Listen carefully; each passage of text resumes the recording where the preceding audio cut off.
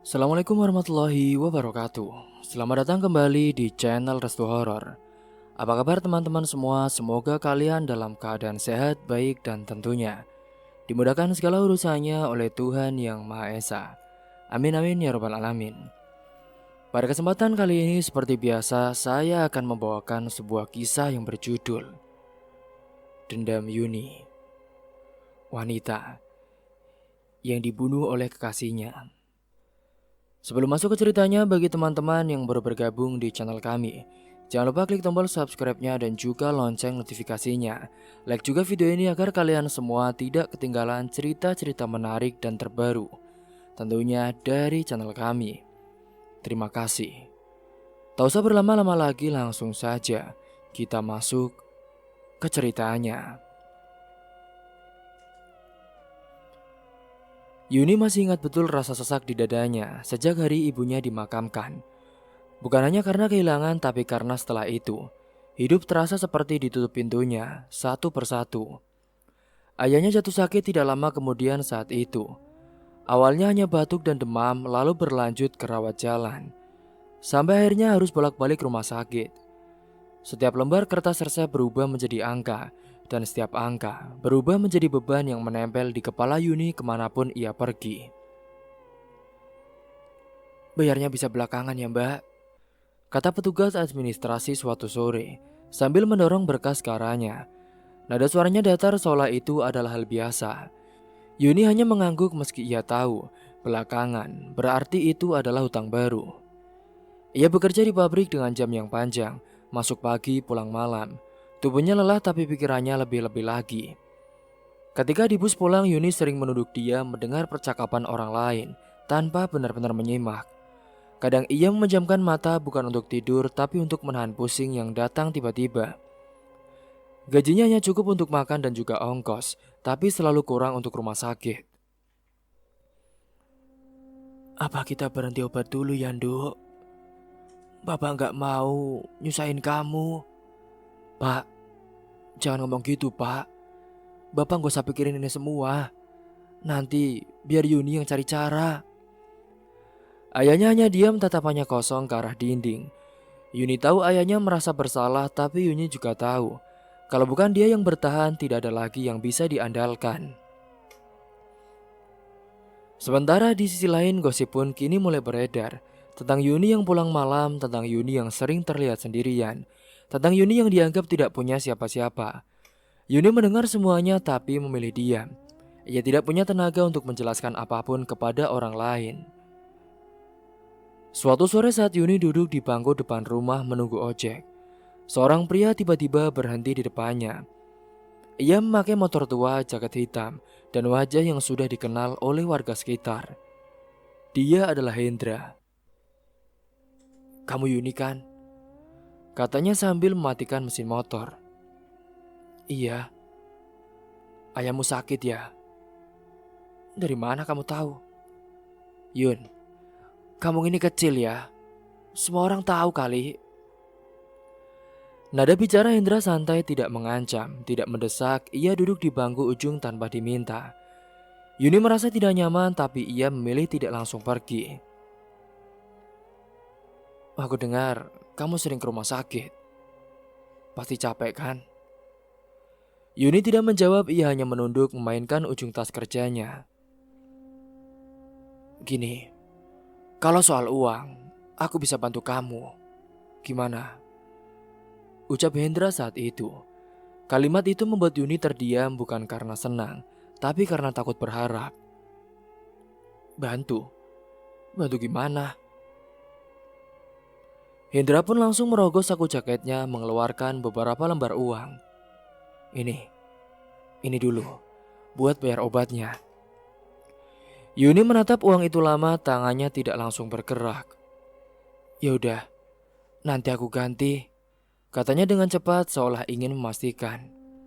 "Oke, santai aja, gak usah buru-buru." Yuni pun akhirnya menerima, tangannya gemetar sedikit.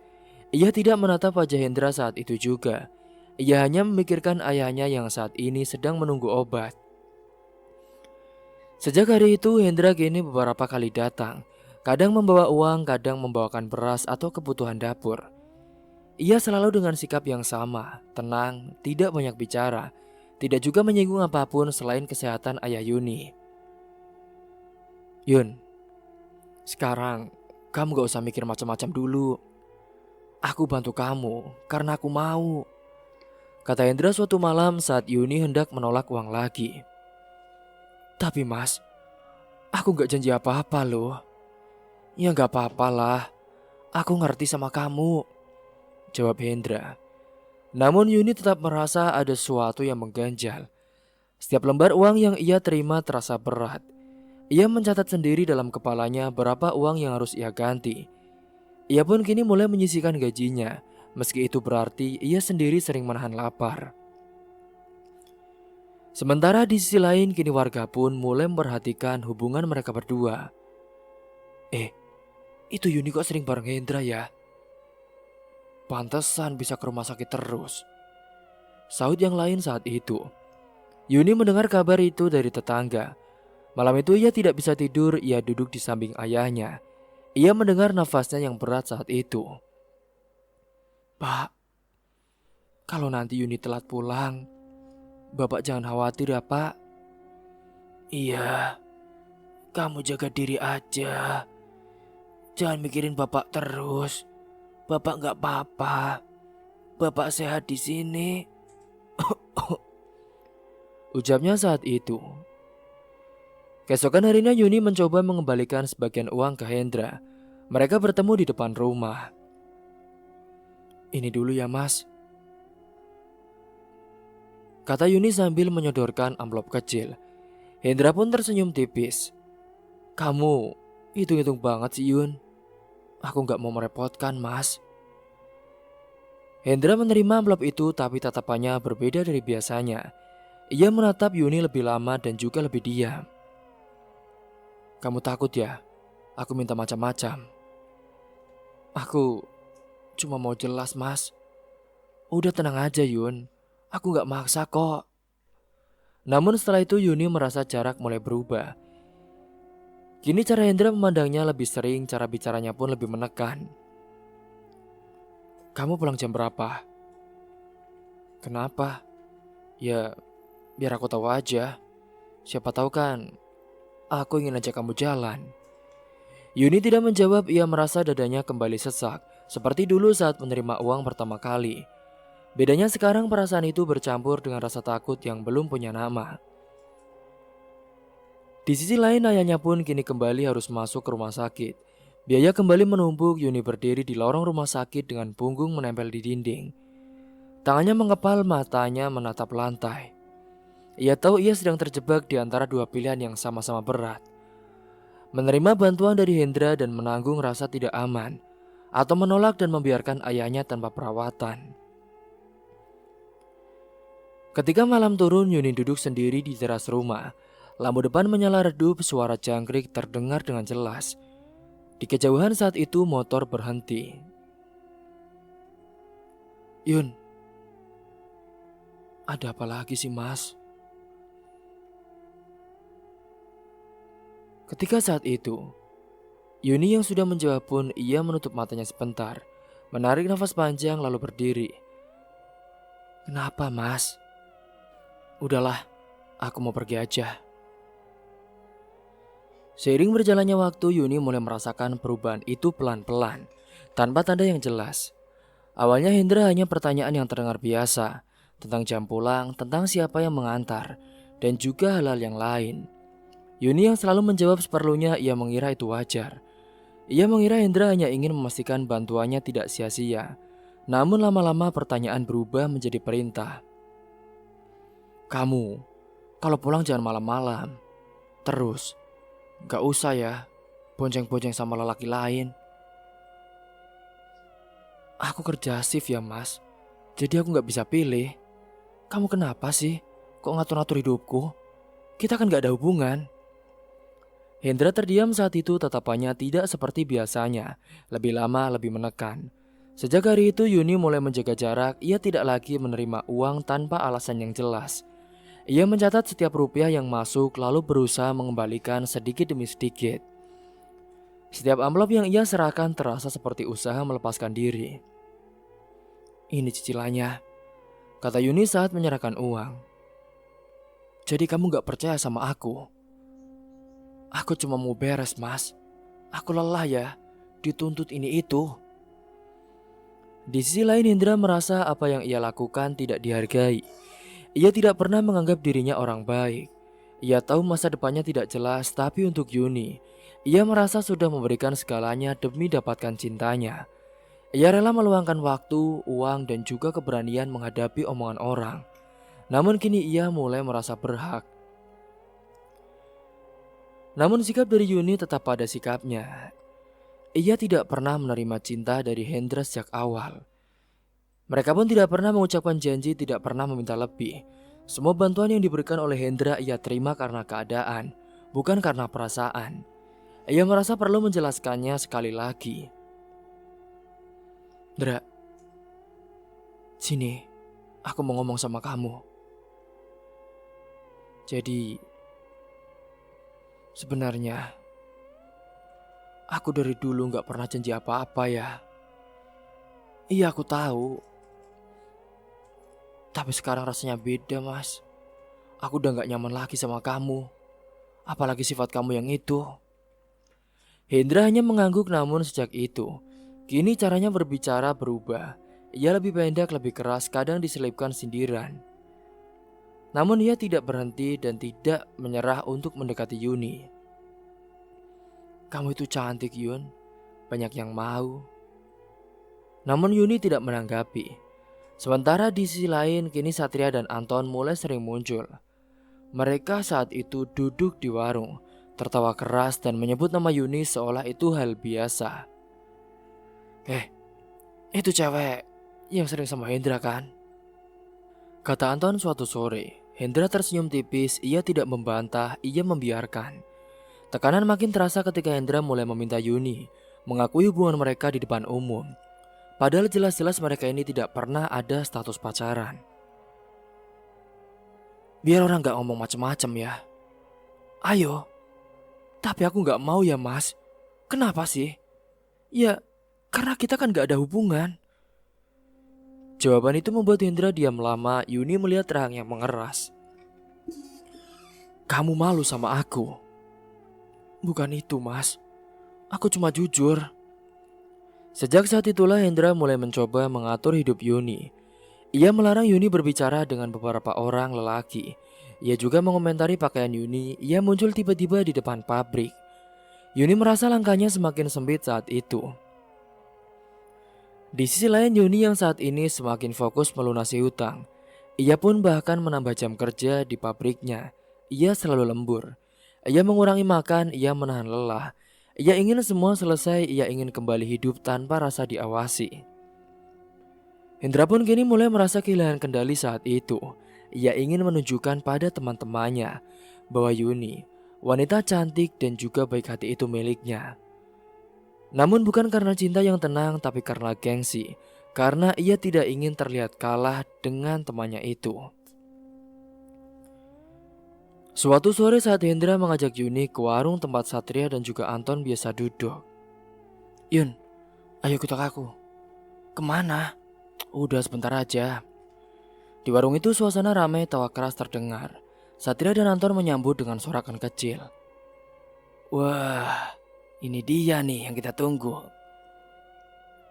"Yun, aku mau ngomong jujur di depan mereka." "Ngomong apa, Mas?" "Jadi, aku serius sama kamu. Aku suka sama kamu." Warung mendadak hening, beberapa kepala menoleh.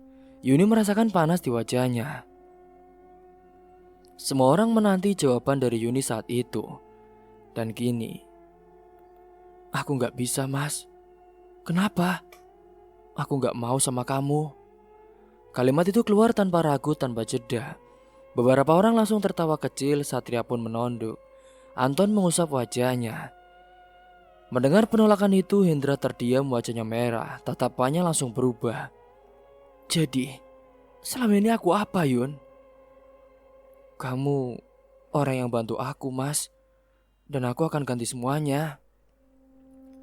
Yuni berdiri, ia pun tidak menunggu jawaban. Ia pergi begitu saja, langkahnya cepat, tangannya gemetar. Namun ia tidak menoleh. Sementara di sisi lain Hendra berdiri kaku, tawa di warung pun berubah menjadi bisik-bisik. Aduh Hendra, lo gimana sih? Orang jelas-jelas dia gak suka sama lo kok ngaku-ngaku. Hendra tidak mendengar saat itu, ia merasa dadanya panas. Kepalanya penuh, ia merasa semua yang ia berikan, ia perjuangkan sia-sia. Ia dipermalukan di depan semua orang yang ia anggap sebagai teman-teman CS-nya. Itu adalah sebuah kekalahan bukan hanya sebagai pria, tapi sebagai preman yang kehilangan wibawa. Sejak malam itu Hendra benar-benar berubah.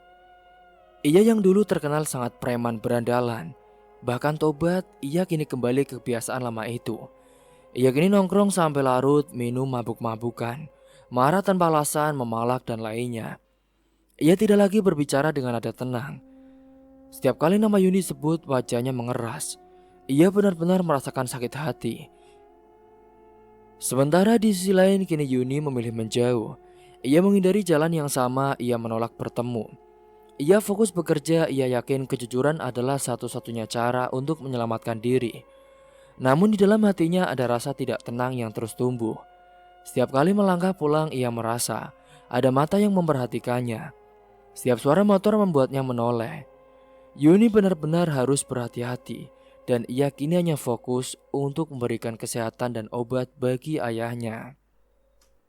Seiring berjalannya waktu, kini Yuni sadar ia tidak bisa terus hidup dengan rasa diawasi. Setelah kejadian di warung, ia jarang keluar rumah kecuali untuk bekerja. Ia bahkan memilih jalan memutar, pulang lebih cepat jika bisa, dan tidak lagi duduk lama di luar. Namun rasa aman itu tidak pernah benar-benar datang. Setiap suara motor membuatnya menoleh karena ia pernah diberitahu oleh temannya. Yun, kemarin ya, aku lihat Hendra, dia sekarang jadi preman lagi loh. Padahal kan dia kemarin-kemarin udah tobat. Yuni tidak memberikan alasan mengapa ia kembali seperti itu lagi. Yuni pura-pura tak tahu. Emang iya? Aku baru tahu sih. Ya udahlah, kita harus hati-hati aja. Takutnya digodain sama dia. Kita kan tahu kelompok mereka itu kan sangat suka banget sama perempuan cantik. Ketika saat itu, Yuni lalu mengambil keputusan yang berat. Yuni akan pindah kerja ke pabrik lain yang jaraknya lebih jauh dari desa. Jam kerjanya berubah, jalur pulangnya pun berbeda. Ia berharap jarak bisa memutus perhatian dari Hendra. Namun keputusan itu tidak mudah, biaya transport bertambah. Tubuhnya lebih lelah, tapi Yuni merasa setidaknya ia punya ruang bernafas. Selain itu di hari libur Yuni juga mulai berjualan kecil-kecilan. Ia menjual gorengan dan minuman di depan rumah sejak pagi. Tangannya sering panas kena minyak, kakinya pegal berdiri lama. Tapi ia tetap bertahan. Setiap lembar uang hasil jualan ia lipat rapi dan simpan terpisah. Itu uang yang ia niatkan untuk melunasi semua sisa bantuan Hendra. Yun, capek. Kamu kerja banting tulang sendirian gitu.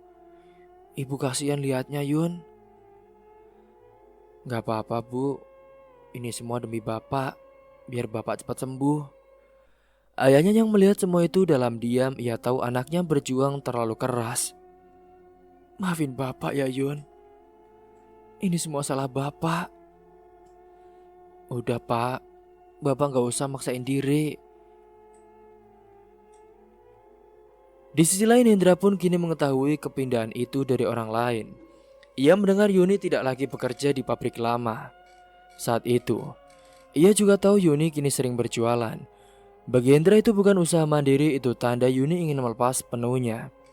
Rasa kehilangan berubah menjadi marah, marah karena merasa ditinggalkan. Marah karena merasa dipermalukan 2 kali. Kabur dia. Iya Ton. Dia pikir ganti kerja bisa ngilang ya. Hendra diam saat itu, rahangnya mengeras. Pokoknya kemanapun dia pergi akan gue kejar. Kalau dia masih menolak, gak ada orang lain yang bisa milikin dia. Yuni itu milik gue, ucap Hendra saat itu. Kini sejak hari itu Hendra mulai mencari tahu. Ia menunggu di jalan yang biasa dilalui Yuni. Ia bertanya ke orang-orang, ia mengamati dari jauh. Ia tidak lagi datang dengan wajah tenang. Cara jalannya berubah, tatapannya kosong dan juga keras. Sementara di sisi lain Yuni berusaha hidup seperti biasa. Ia berangkat pagi, pulang malam, ia jarang berbicara dengan siapapun. Ia hanya fokus pada langkahnya sendiri. Namun rasa tidak tenang itu tidak pernah benar-benar pergi. Pada suatu hari Yuni harus lembur, produksi sedang banyak-banyaknya.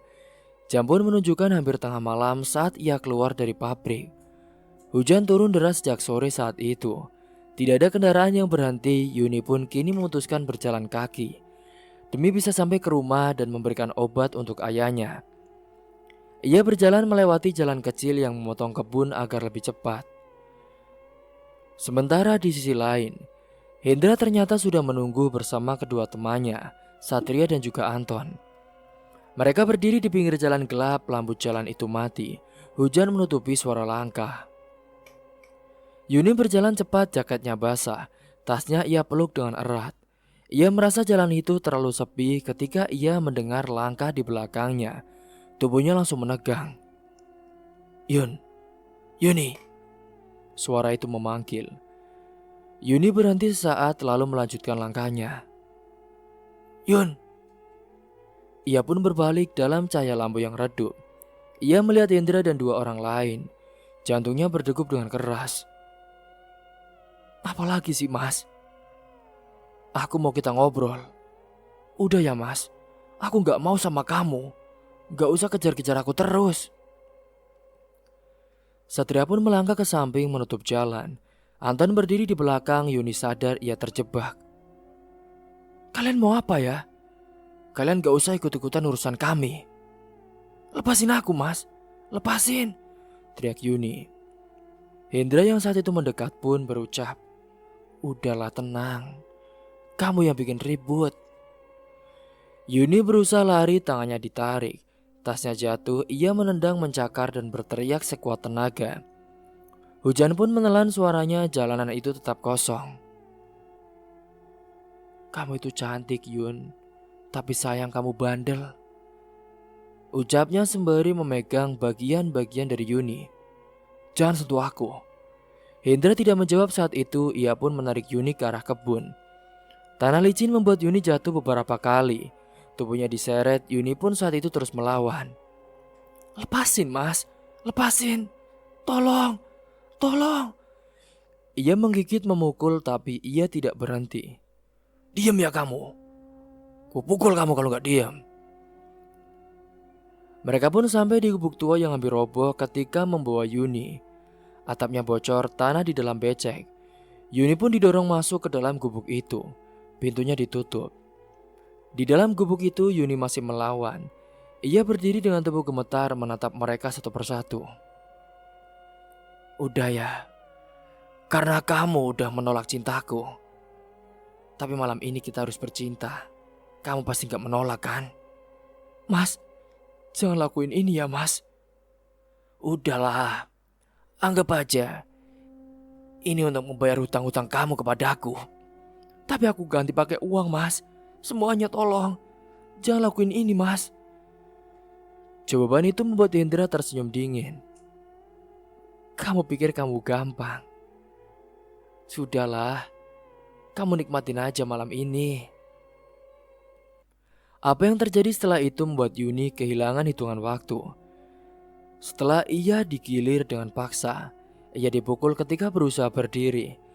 Ia didorong saat itu ketika mencoba menjauh. Kini setiap perlawanan dibalas lebih keras lagi. Tubuhnya semakin lemah, nafasnya terputus-putus.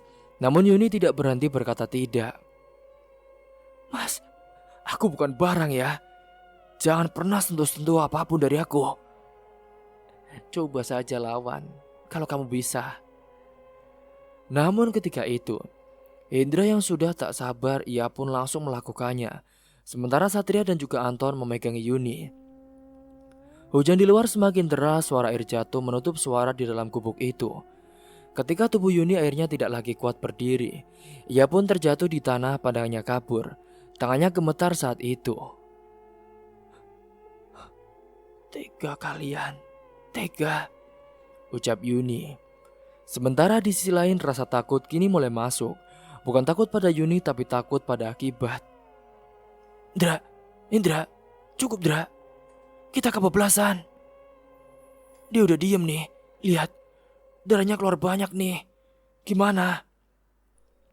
Indra menatap Yuni yang tergeletak saat itu.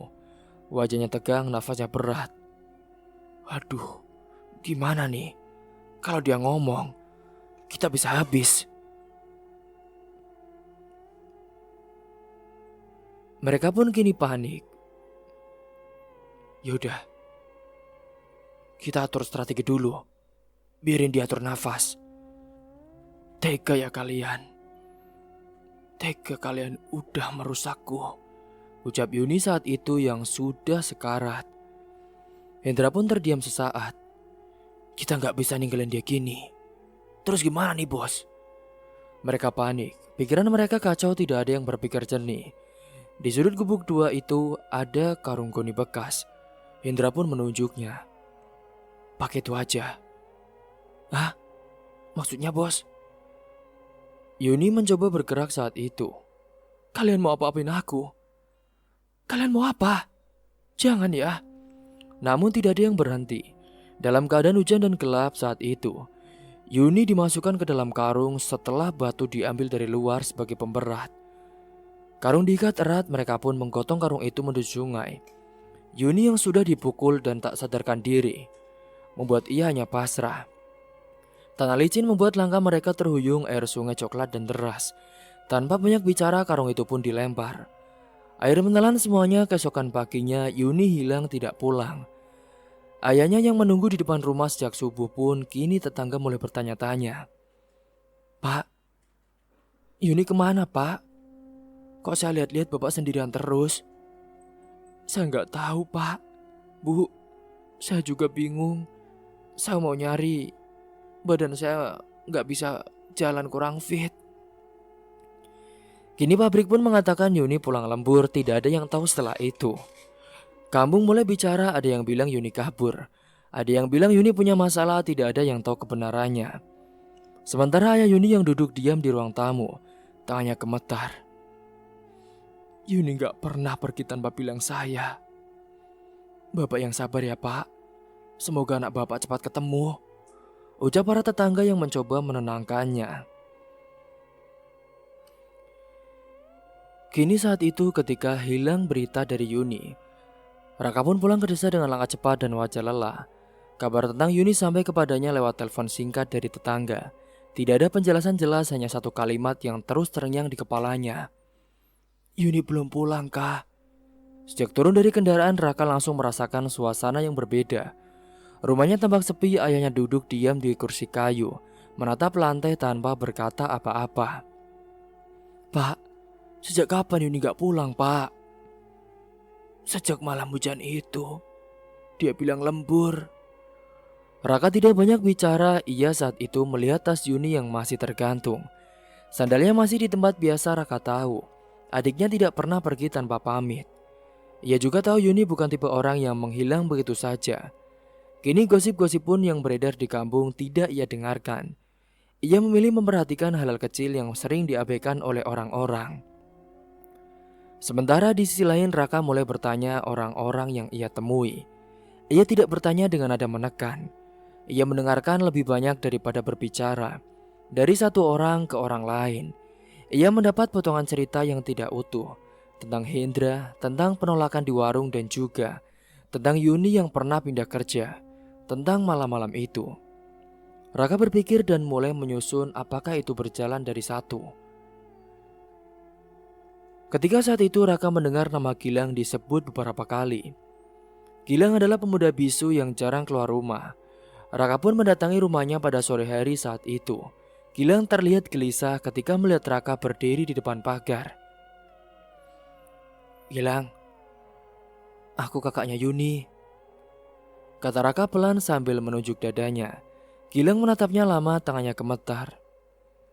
Aku cuma mau tanya, kalau kamu tahu sesuatu, tolong jawab ya, lanjut Raka. Gilang menggeleng dengan pelan, ia pun menunduk. Raka tidak memaksa, ia duduk di kursi depan rumah itu, menunggu. Setelah beberapa menit, Gilang mengangkat tangannya. Gerakannya pelan, tidak teratur, tapi cukup jelas. Ia menuju ke arah kebun, lalu ke sungai, lalu menutup mulutnya sendiri. Malam hujan. Gilang mengangguk. Matanya berkaca-kaca, tubuhnya gemetar. Raka mengerti maksud dari bahasa isyarat itu. Ia pun berdiri perlahan. Iya Gilang, aku paham. Makasih ya, katanya dengan singkat. Setelah ia bertemu dengan Gilang, Raka pun membawa semua yang ia kumpulkan ke kantor polisi. Ia tidak datang dengan emosi, ia datang dengan cerita yang runtut. Tentang perubahan Yuni, tentang nama-nama yang sering muncul. Tentang isyarat dari Gilang, polisi pun kini mulai bergerak bersama-sama. Pencarian dilakukan sekitar kebun dan juga sungai. Warga ikut berkumpul, tidak ada teriakan, tidak ada keributan. Hanya wajah-wajah tegang yang menunggu dengan nafas tertahan. Pak, saya minta adik saya harus ketemu, Pak. Saya tahu pasti ini ada pelakunya, Pak. Bukan orang jauh. Buktinya, dia tahu banget, Pak. Kemana adik saya pergi, pulang. Hingga saat itu, ketika semuanya sudah dicari, tiba-tiba saat karung goni itu diangkat dari sungai, suasana menjadi sunyi ketika saat itu memang sungainya sedang tidak banjir. Sungai surut, beberapa orang langsung menutup wajah. Raka berdiri diam, kakinya terasa berat. Ia tidak mendekat, ia juga tidak perlu melihat lebih dekat untuk tahu siapa yang ada di dalam karung itu. Yuni! Yuni! Raka langsung menangis melihat keadaan adiknya yang sekarang sudah sangat mengerikan. Ayah Yuni menangis tanpa suara, tubuhnya hampir jatuh. Pak, udah Pak. Aku di sini Pak. Bapak yang sabar ya Pak. Yang penting Yuni udah ketemu. Dia bisa dimakamkan dengan baik. Sementara di sisi lain kini tekanan mulai terasa bagi Hendra dan kawan-kawannya. Polisi mendatangi rumah Satria lebih dulu. Satria pun terlihat pucat, tangannya gemetar saat ditanya. Ia tidak kuat menahan beban sendiri. Jujur sama saya. Kalau kamu jujur, kamu gak akan ditangkap. Iya Pak. Saya gak kuat lagi Pak. Saya mau ngomong. Pengakuan Satria membuka banyak hal, nama pun disebut, lokasi disebut, waktu disebut. Polisi bergerak lebih cepat saat itu. Anton mencoba melarikan diri saat akan ditangkap. Ia melawan, keadaan menjadi kacau. Hingga saat itu pun, Anton yang semakin melawan, ia malah tewas di tempat ketika diajar oleh polisi. Dan ia tak sengaja ketabrak oleh kereta yang jalan. Sementara Hendra ditangkap di rumah kosong dekat desa, ia sempat melawan juga. Tubuhnya ditahan, tangannya diborgol, wajahnya keras, tapi matanya kosong. Tidak ada kata-kata yang keluar dari mulutnya saat dibawa pergi. Sementara di sisi lain, Raka mengikuti proses hukum tanpa banyak bicara. Ia datang ke kantor polisi, ia mendengarkan. Ia menjawab jika ditanya, ia juga tidak mencari simpati. Ia hanya ingin semuanya berjalan sampai akhir. Ketika semuanya sudah jelas siapa pelakunya dan juga penjahatnya, kini Raka pulang ke desa. Pemakaman pun dilakukan sederhana. Tanah masih basah, udara pagi terasa dingin. Raka berdiri di sisi makam Yuni, ia tidak menangis keras. Ia hanya menunduk lama. Maafin aku ya Pak, aku telat. Maafin aku juga Yun. Seharusnya kakak saja yang di rumah, kerjanya gak usah merantau. Gara-gara aku, semuanya jadi berantakan. Maafin kakak ya Yun. Maafin aku juga ya Pak. Ayahnya berdiri di sampingnya, tangannya menggenggam lengan Raka. Tidak ada kata-kata yang cukup, hanya kehadiran yang tersisa. Kini setelah kasus itu pun, warga mulai kembali ke rutinitasnya. Gosip pelan-pelan hilang, nama Yuni disebut dengan nada berbeda. Tidak lagi dengan bisik, tapi dengan rasa hormat. Raka berjalan meninggalkan makam itu dengan langkah tenang. Tidak ada rasa puas, tidak ada kemenangan. Hanya satu keyakinan yang ia pegang erat. Kejahatan tidak selalu dibalas dengan cara gelap. Dan kini, keluarga dari Hendra harus memberikan juga uang pesangon kematian untuk keluarga dari Yuni. Raka pun kini akan memulai hidup lagi di desa. Ia berjanji, ia tidak akan pernah meninggalkan ayahnya lagi. Ia akan menepatinya itu, karena mereka sudah kehilangan kedua wanita terhebat di keluarganya, yaitu almarhum ibunya dan juga adik tercintanya. Kini sekarang yang tertinggal hanyalah pelajaran pahit dan luka yang tidak akan hilang di ingatan Raka. Cerita pun tamat. Semoga dari kisah ini kalian semua bisa mengambil hikmah dan pelajaran. Terima kasih telah menyimak kisah ini sampai habis. Sampai jumpa di cerita selanjutnya. Akhir kata dari saya, kurang lebihnya mohon maaf apabila ada salah kata atau ucapan yang kurang berkenan bagi kalian semua. Wassalamualaikum warahmatullahi wabarakatuh.